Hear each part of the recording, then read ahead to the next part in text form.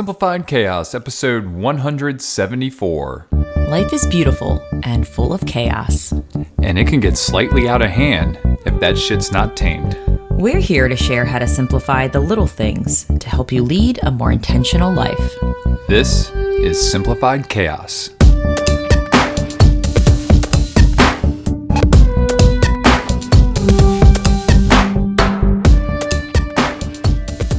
Hey everybody, welcome to Simplified Chaos. This is Jillian and I'm with my husband and co-host, Nicholas. What's going on, folks?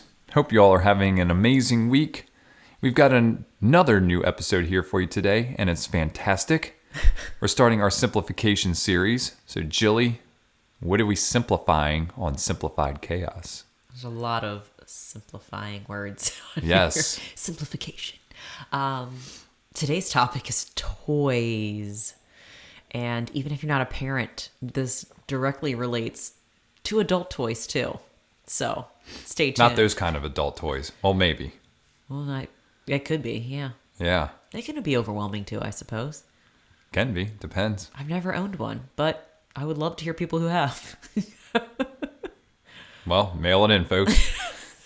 Hit us up on the Instagram. Jillian wants to know what kind of toys you're using. Oh, God. Anyways, we got off the rails right at the very beginning here. Before we dive into today's episode, we love to show a little gratitude. So, Jilly, what are you grateful for this week? I am grateful for a slow Sunday. I feel like it's pretty common that most of our Sundays seem pretty slow if we're not traveling.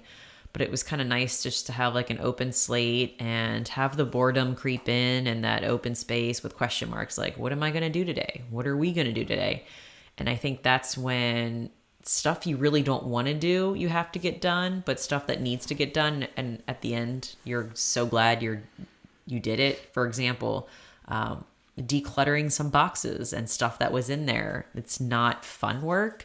It can be overwhelming, and we have some boxes in one of our closets with just like old teaching stuff that I wanted to go through, that a lot of the things I kind of just threw in my boxes when it was my last day of work. And I haven't really gone through it since then. And then there was another box with like old photo albums and like yearbooks and all kinds of things. So I started and I was like getting a little overwhelmed, and Lucille was in there too, which doesn't always make it easier when she's in there like wanting to play with all the things that I'm going through. So I was like, all right, let's take a break, and had a nice breather. Lucille and I had like a really epic e-bike ride, which was great. It was a beautiful day today. The weather was perfect. Yeah. And then, I was able to come back to it in the evening time, just put on some jams and like just get it done. And I was able to at least get one box. Like, we have one less box in the closet, which is like a small baby step. And it felt good, man. After it was done, I'm like, all right, I'll go back in here a little bit later, maybe in a couple months when I'm feeling like open to that again, and maybe tackle it. But for right now, it is out of sight, out of mind. And I know there's some things that I probably will get rid of again or some more. And it was just, I'm grateful for the openness of getting the things done that may not be that exciting, but at the end, it leaves a lot more open space in our lives to do what we want to do. So yeah, that's like me dethatching the yard today with a rake. I love watching you do yard work. A little bit of yard work now that we have people that actually come and mow our lawn, because that's the community we live in. Yeah. It's nice to see you out there doing Just yard doing a little work. preparation for the aeration and overseeding that's supposed to happen sometime in the next couple of weeks. Let's talk about overseeding. Well, I'm just kidding. maybe after the episode. Oh, maybe. All right, stay tuned. Yeah. What about you, Nick? What are you grateful for? I am grateful for there actually being fall weather on the first day of fall. That's not something that's very normal in Maryland, at least, and now that we're in Virginia, which is a little bit further south. But yeah, the weather the last couple of days actually feels like fall, like nice crisp evenings, and we're not in the like mid to upper 80s with crazy humidity. It actually feels like fall. I've had to wear a long sleeve shirt for the first time this season, so like it just really happened when it said it was supposed to happen. So I'm just really grateful that we're having this nice crisp weather that we've been having. Yeah, and it's flannel season. I'm so pumped for flannel. Yeah. I love me some I think flannel. I need to get some new flannels because the ones that I have holes where my elbows are. Oh, that's right. You wore that thing to death, Yeah, man. it's gotten 6 or 7 years of good service. Was that from Old Navy? Those were from the Gap. The Gap. Yeah, Oh, through the Gap. Bougie. Through the Gap. I don't think the Gap is bougie. I know. I think it's like I was a just little bit kidding. higher than Old Navy. Well, I mean, that's the progressive. Like think Old it's- Navy is the lowest on the chain, Oh, and I then don't think Old Navy. I feel like it's in between. but they're all owned by the same people. I know, but to me, it's like in between American Eagle and Old Navy. I think the Gap falls in there. It's more affordable, I think, than American Eagle. I mean, I think. Well, I mean, we can go down this rabbit hole, but I think like American Eagle is definitely more targeted towards the teenage crowd and young 20-year-olds, college. Whereas Old Navy, I think, is good across the board. Like you've got families in there and their stuff like that. And then the same thing with like the Gap, family, and Banana Republic. That's the cream of the That's crop. bougie. I think Banana Republic. I like me some Banana Republic. Did you used to work there? I did. You were a Banana Republican. I don't even know how to respond to that. I don't either, but I bet you were really appealing working there. Oh, I was. Da-dun-dun. Apparel. Oh, Appealing. You didn't get my joke. No. Peel, banana. Oh, I am okay. It's you were like- just thinking of yourself in your younger years, like, yeah, I did look really appealing. I did. For So the I got a lot of like good music taste out of working at that store too. I didn't even think about that. Oh my goodness. Pros of working at Banana Republic. Yeah. My jams are on point. Jams are definitely on point there. Good to know. Oh man, that got really down the rabbit This hole is there. fun. This Yeah. is things that like I've never heard. So I'm like, you never know I'll have where to we're tell gonna you go. more about my Banana Republic days. You have to ask Danny about that. Oh, us He good and I friends. both worked at the Banana at the same time. Nice. Yeah. I was Very always, I was always kind of jealous of people who got to work at like apparel stores because deep down, I really wanted to work in an apparel store. I think I applied for Abercrombie and Fitch because they came up to me and asked me, and I was like, "Oh my god, I've been chosen." Yeah, I don't even remember how I got this job because like I think I applied for maybe the Gap or Old Navy, and like this is when Arundel Mills was first opening up. So like you basically applied for whatever, and then they chose where they thought you would fit best. And evidently I dressed to impress, and so they were like, "Yeah, you go over to Banana Banana Hammock." Gosh, Anyways, let's talk about toys, man. let's talk about toys. Kids' toys or adults' toys, Jilly, or both? Well, if you don't have kids, everything we say just immediately relate to your toys, not just toys that are in the bedroom like Nick's. Cars and Yeah. Yeah. Bikes. that's where I was going with it, Jilly. I don't know what you were talking about. were. I wasn't, but my mind is filthy. So let's dive into it. I think before I was kind of reflecting about this earlier today, and that was great about having a slow Sunday. I could actually have time to like think about what do we want to talk about, what do I think is the most meaningful part of simplifying toys, and how can we share that in a concise way so we're not rambling like about Yeah, like Banana we just Republic. did. What we just did for the last 4 minutes. It's vital shit. Anyway, so I think before simplifying anything, and this goes to toys, I think it's so important that, and we've done this, it's just kind of, I don't know how mindfully it was, but we definitely thought about, okay, before simplifying toys, what do we want the purpose of Lucille's toys to be? I think before you declutter or get rid of anything or add anything, whatever the case is, you have to first have the direction. Like, what is the purpose of toys for my daughter? Like, Right. why? What do I want? What kind of purpose do I want those toys to serve? Or do I want them, just to serve us time, and I don't care what they are. I just want them to keep her busy.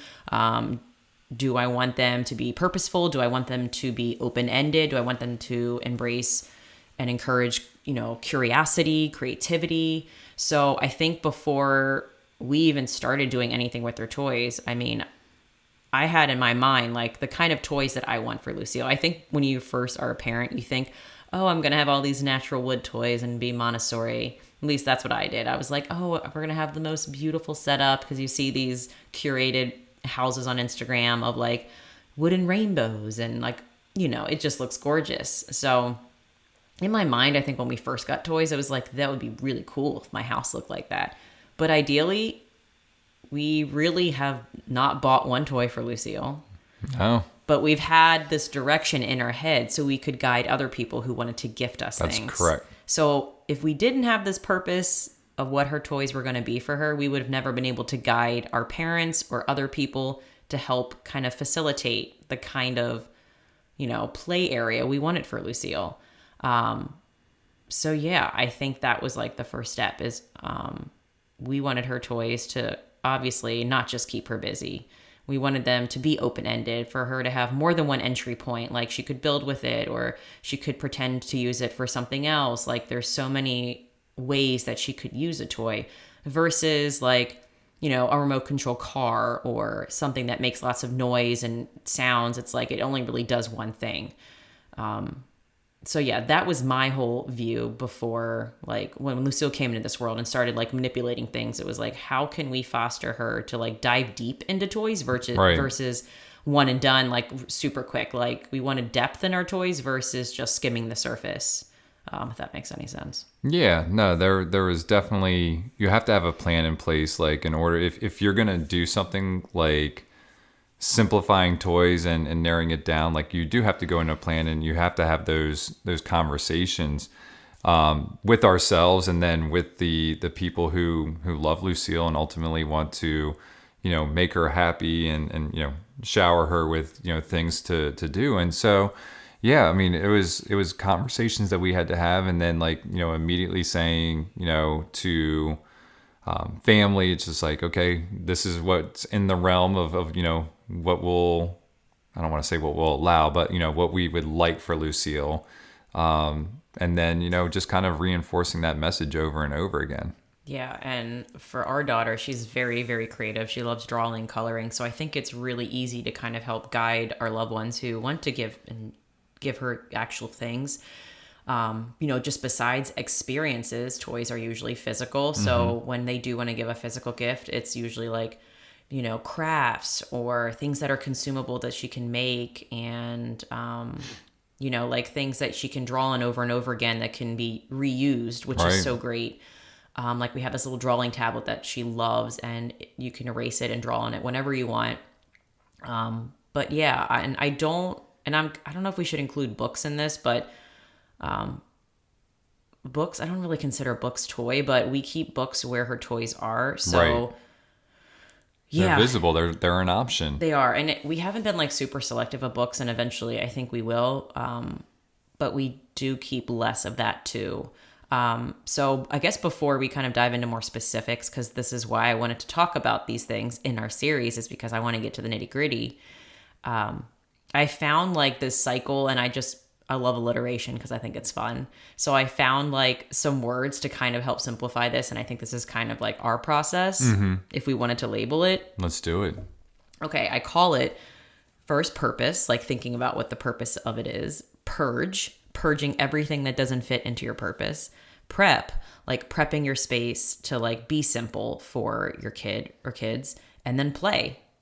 And then repeat the cycle depending on what your child's interests are, what you find they're playing with more, what do they seem they're not interested anymore. Like definitely paying attention to like how they use the toys, I think is a great eye opener of like, is that really serving the purpose that I thought it was, or is this really like not exciting at all for my kids? So I can definitely let it go. Right. Because I think sometimes we have this idea like this will serve the best purpose, and then our kid is like, nah, I don't want to do anything with this magical wooden natural toy. And I'm like, all right, crap. So let me rethink that, and we're just going to purge it or find a new home for it. Yeah, I mean, we're in a stage where we've been able to transition. Like, when a kid is under the age of, let's just say 2, or even under the age of 3, it's just like you get them stuff and try and see what sticks. But as they get older and you see where their interests are, like it's very easy to kind of narrow down. It's like, okay, she would like something like this. She tends to color, or she likes to be creative, or and so like when you see those things, it's just like, okay, you can even direct, the attention even more. And then just make sure that those things are out and about and easily accessible for her, so that, and not even give her so many options too. I know we'll probably dive into that, but like there's a limited number of toys that are available to her.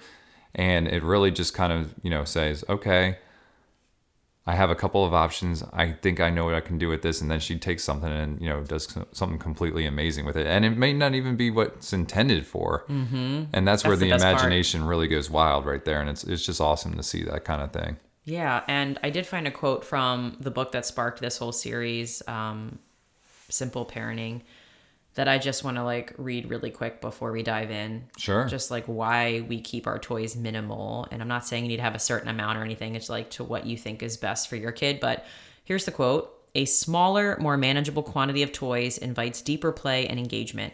An avalanche of toys invites emotional disconnect and a sense of overwhelm.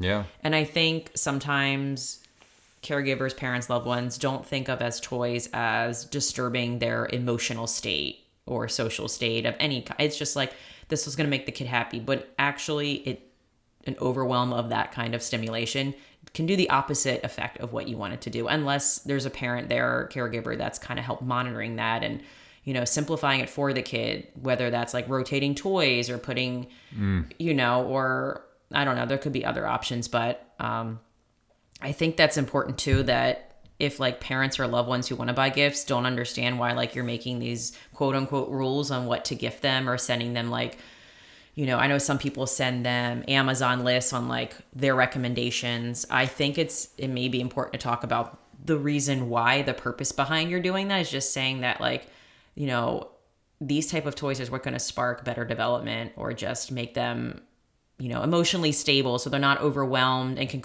and too much of one thing can cause so many other catalysts for negative behaviors that we may not want to see in our kids. But people don't think it's like the toys in the environment. They think it's, oh, my kid they just have this and they label it as, A, B, and C. But yeah, I just wanted to start with that because I think it's important that people realize, oh, it's not just because we want to have a minimal home and clean and tidy, because there's a lot of mess in our home, but it's like mess with the purpose. Yeah. At least I think. And there's designated spaces for that stuff. 100%. Yeah. Yeah. So do you want to get started? Did you Let's have do anything it. you wanted to do first, or do you want me to take the lead? Go ahead and take the lead and I'll chime in. Cool. Toys are your like domain. Like you're with Lucille and like you tend to have like these sparks of, hey, I'm going to change something up a little bit. And then, Lucille just seems to go with it. So yeah, go ahead and lead the way here. Yeah. All right. So I kind of already prefaced this, but we haven't bought a toy for Lucille, and I feel very grateful that our loved ones have listened to us, and it probably maybe the podcast too, what we talk about, but they have supported Lucille and providing like so many amazing open-ended toys and consumable things for her to enjoy. Yes. So I don't think we've bought one gift for her because we don't include crafts in that, but we haven't bought one toy for her. And it's either been gifted, donated to us, or it's been like a childhood toy that we had that we keep. And I want to say that there is no guilt from us. I have no guilt now that I'm the mom who doesn't buy my kid toys, because I've seen how much happier Lucille is with less. I see her light up with, having one item and can go so many different directions. And like, I love seeing her when she's bored. I may not like the sound of it when she's bored. It's like, I'm bored. But just by giving her wait time and then just seeing her come up with her own idea, something that I never would have thought of, is like the most magical moments that I just savor. And also being in education for 12 years and seeing what kids look like when they're overstimulated with all the things, I have seen what the opposite does, and it is so blissful. And when you see the kids in action, you're just like jaw dropped, because I'm like, how did they come up with that? I would have never thought, unless I gave them space and time and let them go deep with something versus just all the things that are colorful and plastic and keep their attention and make loud noises or flashy, so to say. I feel like the best toys are usually not the flashy ones, P.S. Yeah. Well, and, that we ran in that situation today where she's like, I'm bored. I don't know what to do. And, she makes the sounds or whatever. And then it's like, you offer a couple of suggestions and, at the moment they might not seem appealing to her. But then the next thing you know, like you said, like she's like, I want to go outside and do chalk. And it's like, awesome, let's go ahead and go out. And that's I think the other great thing is like, it does promote, like, if there's a limited number of toys in there, like, there's only so much you can do. And maybe it fosters, like, going outside and doing 100%. different activities outside, whether it's a, nature walk to gather acorns or go outside and do chalk or to ride her scooter. So like that's another just, great thing about it, is that it promotes her not only wanting to stay indoors, but to go outdoors and do other things outside. Yeah, that's a good point. I never thought about that. I got good points every now and then. You do. Something that has worked for us, another strategy, is having one designated area in the house. This is for us, this is our perspective, so feel free to take it as you will. But having one designated area for toys that are open, and this is not including like craft stuff, it's not including like dress up clothes or books. Right. Just letting you guys know. But we have this shelf underneath our TV, and Like that's little cubby kind of things. Yeah. yeah, and that is the one spot that we have where her toys are. And I just did like a decluttering reset and like took some of the toys that have not seen her play with in a long time, probably because they were buried at the bottom of the bin and That's she right. didn't see it. So I also took out most of the bins and just used the big bins for like Lego blocks or something that there was a lot of, that there wasn't multiple tiny things in there. It was like, if you see Lego blocks, there's only Lego blocks in there. Right. So leaving the shelves open and so she can actually see what's presented and available has been amazing, especially not only for play, but for cleanup. It's been so much easier easy. because she knows where everything has a home. It's not like, where does this little dog go? It could go in that bin or it could go in that bin because it's the hodgepodge of everything. And it does take time. I'm not saying this is easy. I'm saying that it takes time in the beginning, in the forefront, for the parents to kind of like do what makes sense for them, for it to be as simple and open for their kid. But like once you start doing it, it just seems to get easier and easier. It becomes habit. And then eventually like Lucille wants to be involved, like setting up the dinosaur display that we have in one of her shelves. Like I could ask her, where do you think a good home for this would be? And she even brought over some containers, like, why don't we put this thing in here? So it's cool after her seeing me do it multiple times, like she's kind of involved in the process as well, which is like a life skill I want her to know, how to like take care of your things and, curate a space that can display them and show that you love them and we can engage with them. And, I think when there's so much of something, we tend not to take as good as care of it.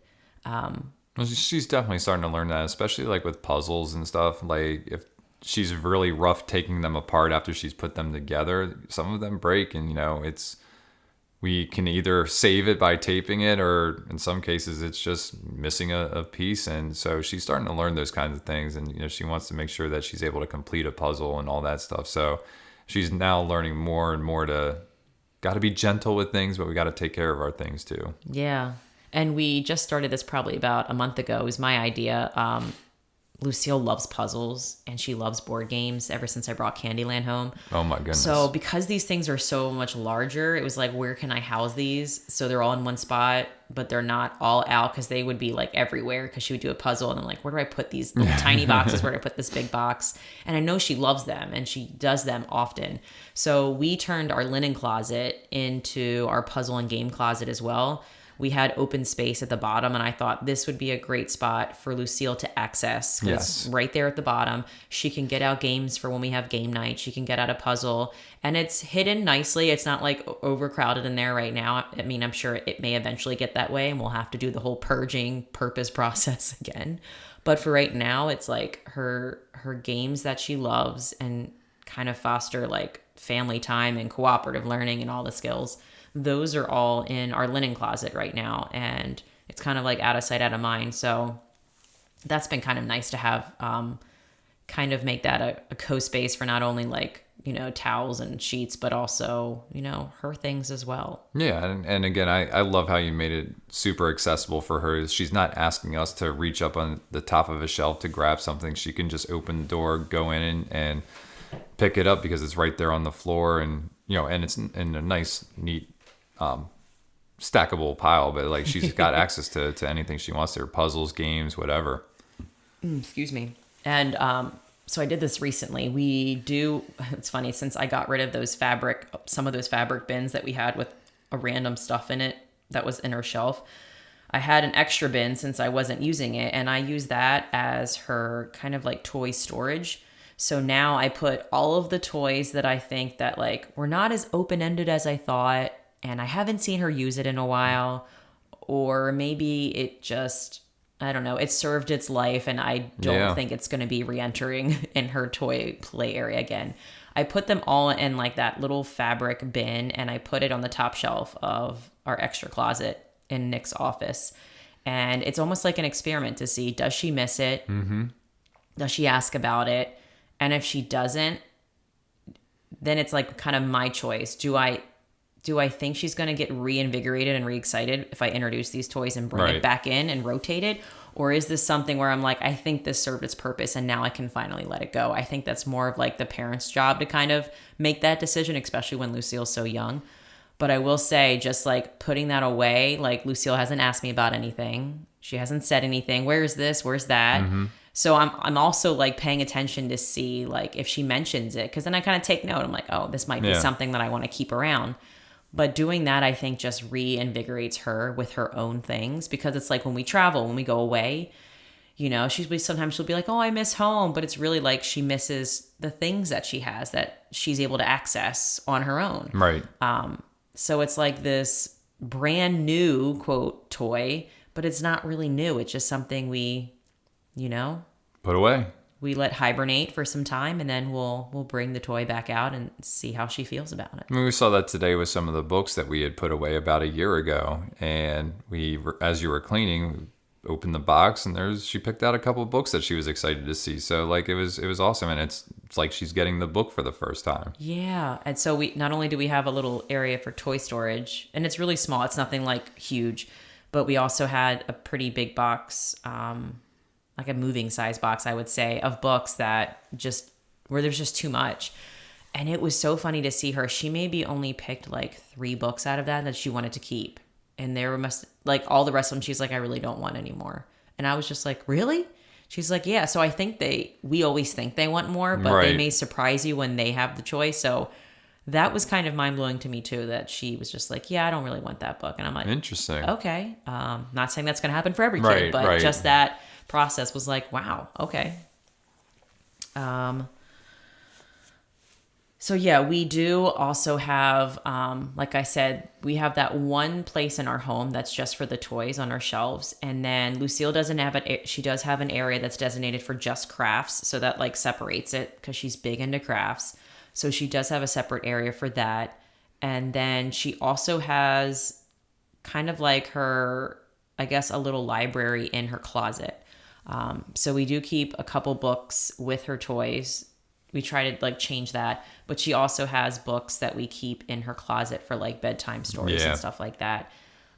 Which I do like having close to the bedroom, because it kind of is like a nice reminder when she goes in her closet that like, hey, reading's awesome. Reading's fun. Yeah. I mean, that's where like her costumes and stuff are. It's right next to the book. So they're still front of mind for her. Like they're in her other spot. So it's good to have them in both places, just to see that that's important. Yeah. And it's like, I don't know, it's probably why I like open shelves so much, or like things that are open, because it makes you always see, you know, your things, and like, are they bringing you joy? Like, do you want them in your life? Do they spark like the uplifting thoughts you want, or whatever you desire in life? And I don't want things like buried under things, because usually that means that I forgot about it, or it maybe wasn't as important as I thought it was.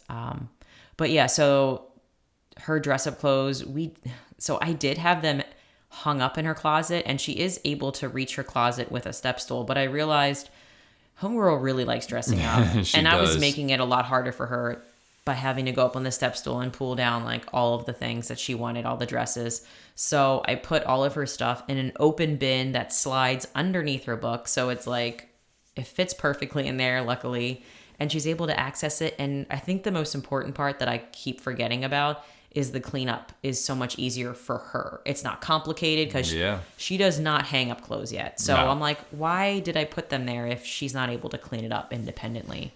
So just by having a small bin where she can access that and clean it up, and it's not super overwhelming, I think that has made a world of difference for her as well. Yeah, absolutely. No, it's definitely a world of difference for us too. Oh, I know. Like less work for us, right? Hell yeah. Yeah, I'm trying to think of anything else. I feel like we covered a lot of the... We did. Is there anything you think I missed? No, I mean, I think we covered all of it. Like, it's real simple and easy to do. Not easy, And but this, it is simple once you get it there. and I think it takes time, not money. That's the That's right. hardest part about this is that, Dedication too, and patience. You need all those things. but the great thing is that if you do dedicate the time, you will save money and you will save your kids' mental health as well, plus yours. Like, there's so many benefits of keeping it simple for all of it and Yeah. knowing that simple isn't boring. Simple is, it brings ease. It's not easier, but it brings ease to everybody. And boredom is good. I think Sparks as creativity. a parent, we freak out when there's white space or not something on the schedule and our kids are complaining and they're like, what am I going to do? It's like waiting that out or like giving a couple prompts and then just seeing what happens is just, it's just gold, man. Absolutely. Absolutely. Hell yeah. All right, Jill, you got any resources for our listeners today? Yeah, so I found this blog post that was called Intentional Living by Subtraction, Okay. and I just wanted to read. Sounds like what we just talked about. Yeah, and it's really good, I think. Okay, here we go. The idea of removing or subtracting to bring about improvement works in many areas of our life. It's very similar to the concept of pruning a bush or a tree to make it stronger and to encourage new growth. While you may be tempted towards making a bunch of improvements or additions in your life, the real secret is to focus. That's a great Steve Jobs quote on the topic. There's a great Steve Jobs quote on the topic that goes like this. People think focus means saying yes to the thing you've got to focus on, but that's not what it means at all. It means saying no to the 100 other good ideas that are there. You have to pick carefully. He's right, of course. Being intentional isn't about what you say yes to. It's also about what you say no to. It's not about what you start doing. It's about what you stop doing. Clear away the dead wood, prune the weak branches, and growth practically takes care of itself. When you focus on removing, let's say, your biggest distractions or your worst habits, you don't get bogged down in a sea of possibilities or a long list of new self-help techniques to try. You're also not overwhelmed by doing too much too soon, because removing is much simpler and more robust than adding something to your life. Everyone knows their biggest distraction and is intimately familiar with their worst habits. Until you've taken care of this low-hanging fruit, there's nothing else you need to focus on. And there was something else that wasn't on the blog post, but I had to put it in there because it was about toys, and this is such a really great, simple reminder. Have far fewer toys in your house. Toys are just a small, barely necessary part of what it takes to encourage a childhood filled with wonder. Barely necessary. That's a good reminder. And then they had these 3 essential ingredients. You need one, a cozy place to read. 2, a fun place to create, build, and play. And then 3, an outdoor place for physical play. And I think that simplifies everything. 1, a cozy place to read, a fun place to build and create and play, and then just an outdoor place for kids to play. Absolutely. I love that. I think that's the same for adults too. It 100% is. So yeah, that was kind of long-winded, but I just felt like it was right on point. Tremendous resource. And that Steve Jobs is wise beyond his years. He is. Was. What? I know. Was. Sorry. Had to. I know. You got a quote of the day there, Jilly? I do. What is it? You don't need to start by adding anything to your life. First, subtract. That goes right along with your theme. I love it. I hope so. Yeah. And take action challenges. Purpose, purge, prep, play, The repeat. P's. The P's. The 4 P's. Yeah, this was fun. I hope this was helpful. Me too. Yeah. You did such a Give good us some job feedback, because y'all. you are the queen of this one. I know, but there's always some things that I'm like, did I get everything? So if there's something I missed, y'all, or if there's something you have questions about, let me know. And we can always take a little video of those parts of our house too. I just don't want to put things out there if it's not going to be Yeah. beneficial. So Hit reach us out up on the gram. share your thoughts. Awesome. All right. Well, that's going to do it for today's episode. If you like this episode, please do us a favor and help to spread the message. You can do this by writing a review or simply by sharing this episode with a friend. And remember, sharing sparks a conversation Conversation leads to action, and action's how we're able to live a happy and intentional as hell lifestyle. We want to thank you all for listening today, and we will see you again next week. See y'all later.